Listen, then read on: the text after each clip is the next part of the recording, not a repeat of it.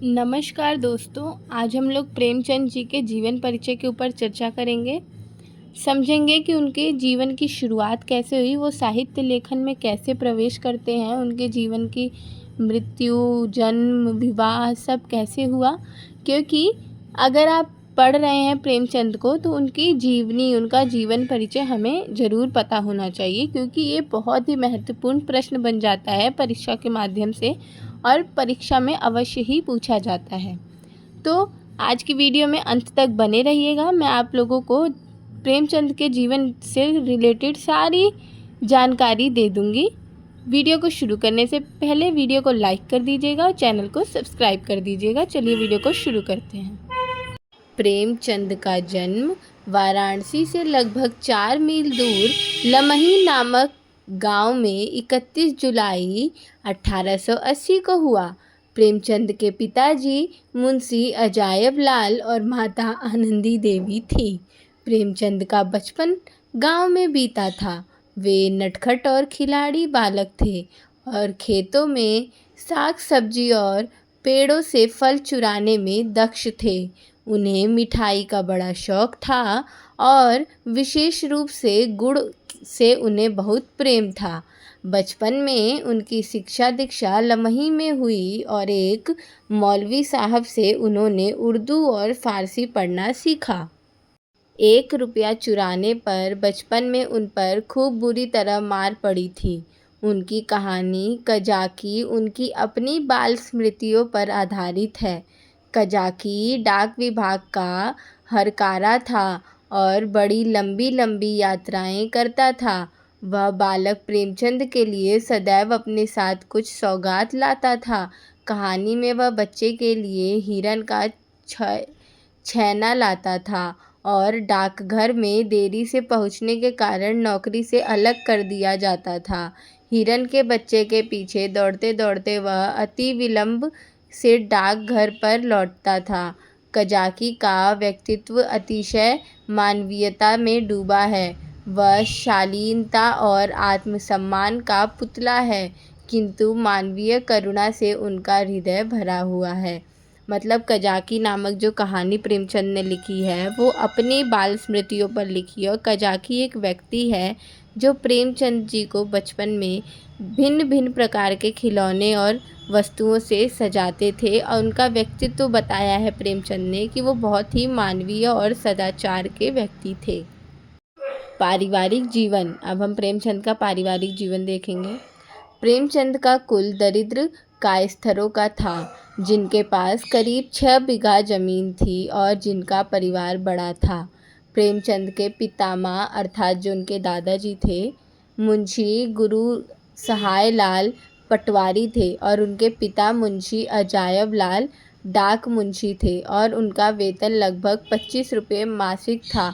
उनकी माता आनंदी देवी सुंदर, सुशील और सुघल महिला थी। मतलब पारिवारिक रूप से प्रेमचंद की स्थिति थोड़ी सी बेहतर थी, परंतु उनका परिवार काफ़ी बड़ा था।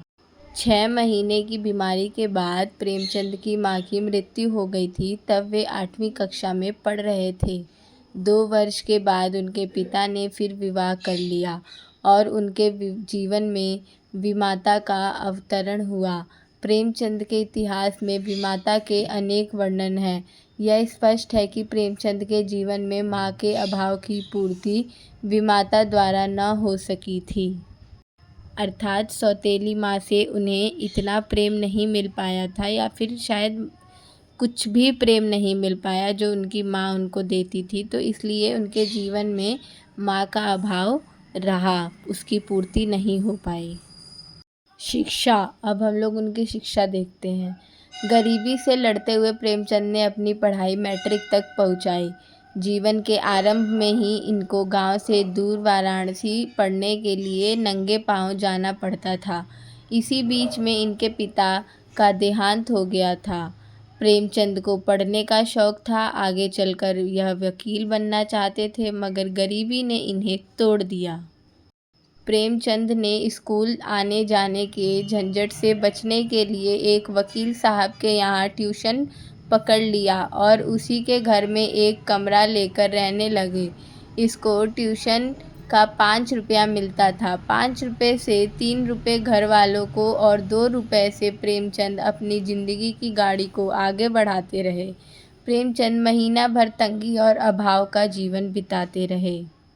इन्हीं जीवन की प्रतिकूल परिस्थितियों में प्रेमचंद ने मैट्रिक पास किया। इन्होंने इलाहाबाद विश्वविद्यालय से अंग्रेजी साहित्य, पर्शियन, फारसी और इतिहास विषयों से स्नातक की उपाधि द्वितीय श्रेणी में प्राप्त की। इंटरमीडिएट कक्षा में भी उन्होंने अंग्रेजी साहित्य का एक विषय के रूप में पढ़ा। साहित्यिक परिचय। अब उनका साहित्यिक परिचय देखते हैं।